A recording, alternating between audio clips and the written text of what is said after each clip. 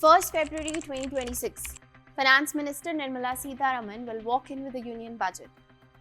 Most people will focus on taxes, while investors, well, they should look at where the government plans to spend the money, because that will decide which sectors will get policy support and where growth is likely to build next. And if you're able to understand that early on, then you're not reacting to the markets later, you're already in position. That's what this video is about. Looking ahead to budget 2026 and what investors should really pay attention to. But before we talk about what might happen next, let's quickly revisit budget 2025. Track where did the government put the money and how did markets respond after that. And to keep this analysis clean, we'll apply one important filter. We are not looking at the Ministry of Finance allocation and are only going to focus on-ground sector-specific spending, money that turns into projects, orders, factories and earnings. With that filter in place, 4 signals stand out. First, defense. It received 6.81 lakh crore in budget 25 and markets reacted strongly. The sector delivered 57.5% returns after the budget. The reason was simple: clear government support and strong visibility of orders. Second, roads and infrastructure. This sector received 2.87 lakh crore. Execution was also steady. As a result, the infrastructure index delivered 27% returns. Next, railways. It received 2.65 lakh crore. But the sector had already rallied sharply earlier, so instead of moving up again, the railways index went into a consolidation phase and is down 11% since February. This was more about expectations cooling off than fundamentals breaking. And lastly, rural economy. Several ministries linked to the rural economy together received 7.23 lakh crore. Instead of tracking them separately, the Nifty Rural Index shows the combined impact. Since February, it's up 26.2%. Well, that gives us a clear framework going forward. As investors, we should focus on sectors where government support is consistent, spending is clearly visible, and earnings can actually follow. In this phase, consistency matters more than big announcements. And that brings us to Budget 2026. The big theme here is Atmanirbhar Bharat. And this is no longer just a policy idea, it has now become a necessity. India is trying to grow manufacturing, defense, clean energy and electronics. That only works if we reduce dependence on imports. So Budget 2026 is likely to focus on areas where self-reliance is critical. And that brings us to the first one, defense. We know geopolitical risks are rising and defense spending is no longer optional. India already spends a large part of its defense budget on domestic procurement. Defense exports crossed 23,500 crore in FY25 and capital proposals worth 79,000 crore have already been approved for future systems. This gives defense companies multi-year visibility. But there is another important shift investors should watch out closely. R&D is now becoming central. India currently spends only 5.75% of its defense budget on R&D compared to over 10% in countries like the US. That gap matters because modern defense is no longer just about buying equipment, it's about designing systems, missiles, air defense, drones, electronics, next-gen aircraft and submarines. Many of these programs are already underway and they cannot move forward without sustained R&D funding. So even if Budget 2026 does not show a sharp jump in headline defense numbers, higher R&D allocation would be a strong signal. But when defense spending and R&D pick up, who actually gets the money? It usually starts with the electronics and systems. Every radar or missile shield runs on electronics. That's why names like Bharat Electronics and Data Patterns keep showing up across multiple defense programs. Next come missiles and air defense systems. As programs like Project Kusha, Sudarshan Chakra and missile systems such as Rudram and Pinaka move into execution, Bharat Dynamics sits right at the center. On the aircraft side, it's a long cycle story. The Tejas program, possible AMCA development, upgrades and other keep Hindustan Aeronautics and its ecosystem busy well beyond a single budget. At sea, defense spending stretches even longer. Submarines and warships are decade-long commitments, which gives shipyards like Cochin Shipyard, Mazagaon Dock Shipbuilders and Garden Reach Shipbuilders long-term visibility. And behind all these platforms sit the specialist suppliers.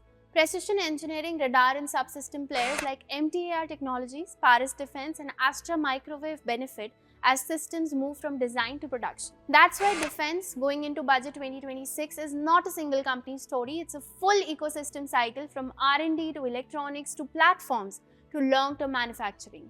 And that's what makes it a structural theme, not a one budget trade. Okay, now let's move on to the next big area to watch, that's critical minerals. This again is not a headline topic, but it sits at the center of almost everything India wants to build. Think solar powers, EVs, batteries, electronics and defense manufacturing, all of these depend on minerals like silver, copper, zinc and rare earths. Today, India is importing most of these, which is a clear vulnerability. Take silver. India is one of the largest consumers of silver in the world, driven by electronics, solar powers and EVs. But we are still heavily import dependent.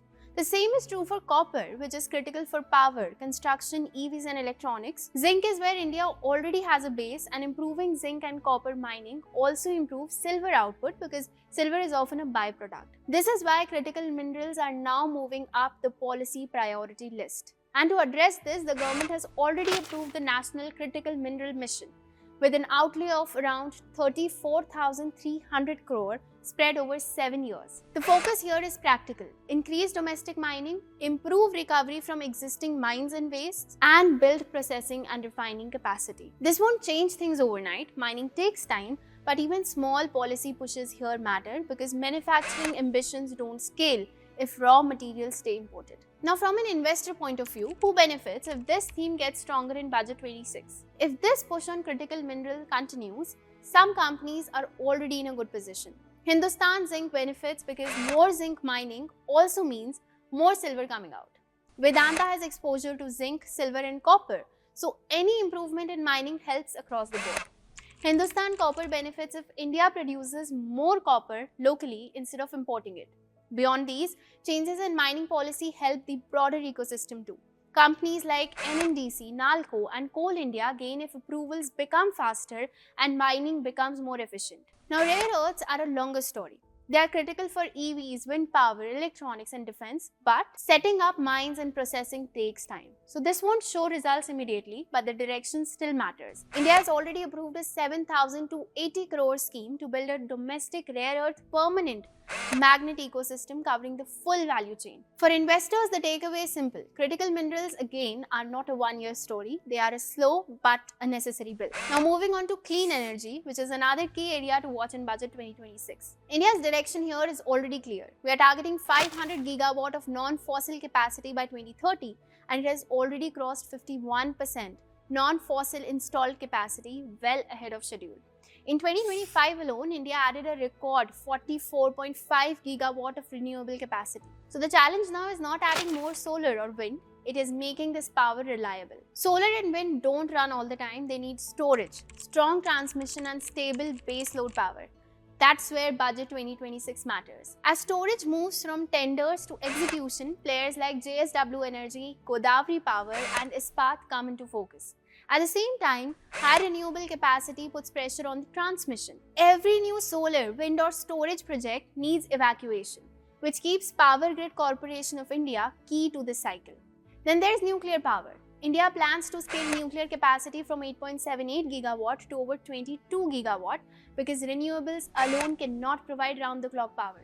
Here again, execution matters more than announcement. Companies like NTPC, L&T and MTAR Technologies sit across construction, heavy engineering and critical components. One more quiet but important point. India has already built 144 gigawatt per year of solar module manufacturing capacity, which has sharply reduced import dependence. So for clean energy, Budget 26 is not about new targets, it's about execution, making renewables reliable, grid stronger and baseload power available. And that shift from capacity to reliability is the real signal for investors. Now let's move on to the next one, railways. Railways remain a core part of India's CapEx story, but they are now in a different phase. Electrification is over 99% complete, so the focus has shifted. Spending is now going towards decongesting high-density routes, track doubling and new lines, dedicated freight corridors, safety systems and rolling stock upgrades. This is why Budget 26 is not expected to show a sharp jump in railway allocation. Most estimates point to low single-digit growth, and that's fine, because the opportunity here is no longer about announcements, it's about execution. Safety remains a parallel priority. Indian Railways is pushing for a faster rollout of Kavach 4.0, that's advanced signaling and train protecting systems. For investors, that keeps companies like HBL Power Systems and Kernix Microsystems directly exposed as implementation expands. On the rolling stock and freight side, wagon demand, coach manufacturing and capacity expansion benefits players like Titagarh Rail Systems and Tex Mater Rail. And as decongestion, corridor expansion and new line projects continue, EPC execution remains the key. That keeps companies like RVNL and Ercon in steady business mode. For investors, railways in Budget 2026 are about steady order flow, predictable execution and patience, not excitement. And this framework also applies to the overall Budget 26. So after looking at all of this, one area clearly at the top is electronics manufacturing. This covers everything from defense electronics and EVs to chips and everyday consumer devices. The support here is not new, it's steady. So don't expect big announcements, expect small but important changes. Longer incentives, more focus on making things in India and better supply chain. Road infrastructure is another steady area, but here budget growth is likely to be slower and more predictable. And then there is agriculture and rural demand. Through MSP, rural infrastructure, farm inputs or income support, the aim is simple. Keep rural demand stable while cities grow at a normal pace. So as budget day comes closer, keep the approach simple. Don't chase headlines, watch where money keeps getting allocated, where work is actually happening and where expectations are still low. That's usually where investors make money. Do let us know your thoughts, and if you want a deep breakdown of Budget 2026 once it's live, comment budget. Also, if this helped you think clearly, like, share and subscribe. We'll keep breaking down what matters without the noise. Investments in securities market are subject to market risks. Read all the related documents carefully before investing.